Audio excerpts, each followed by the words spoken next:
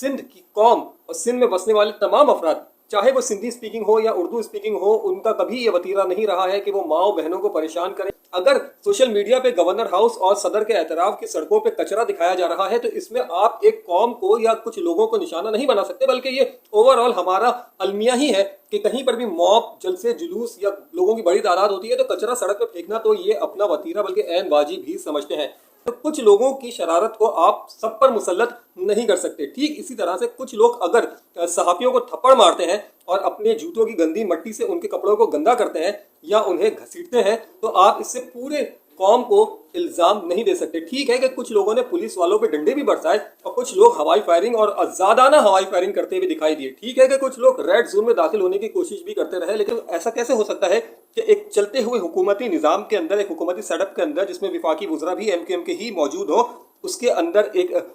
बानी को वापस लाया जाए और बानी की सियासत पर वापस आने के बाद इन तमाम लोगों को राजी कर लिया जाए। ये बिल्कुल दुरुस्त है कि एमक्यूएम पाकिस्तान के अंदर अपने इख्तिलाफात बहुत ज़्यादा बढ़ चुके हैं। ये बिल्कुल दुरुस्त है कि मुस्तफ़ा कमाल साहब ने जो प्रेस कॉन्फ्रेंस के अंदर बात की वो बहुत सख्त थी। ये बिल्कुल दुरुस्त है कि एमक्यूएम पाकिस्तान के अंदर भी ये चमगोइयाँ अब शुरू हो गई हैं कि क्या बानी को दोबारा इजाज़त मिलने जा रही है।